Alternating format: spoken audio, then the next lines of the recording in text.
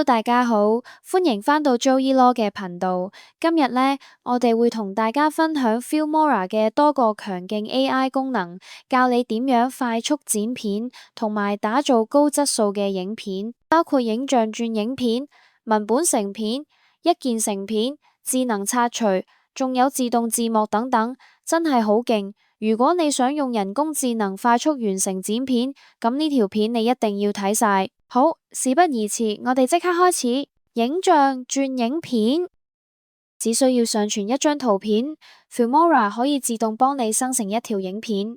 如果你係影相多過影片嘅人，呢個功能就啱晒你啦。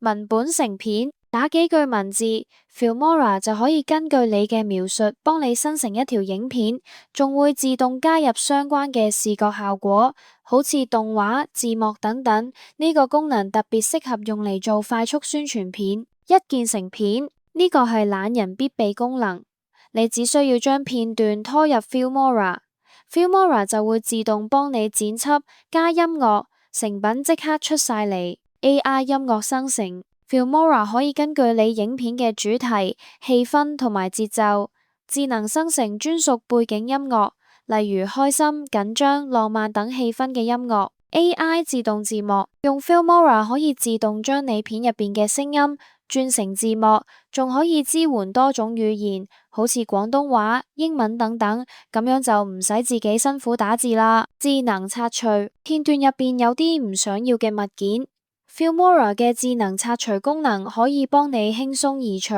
畫面乾淨晒，好似啲瑕疵從來冇出現過咁。AI 語音複製，想快速製作旁白，Filmora 嘅語音複製功能可以用 AI 幫你模仿聲音製作專屬旁白，而唔需要自己錄音，真係超方便。希望今日嘅教學幫到大家簡化剪片流程。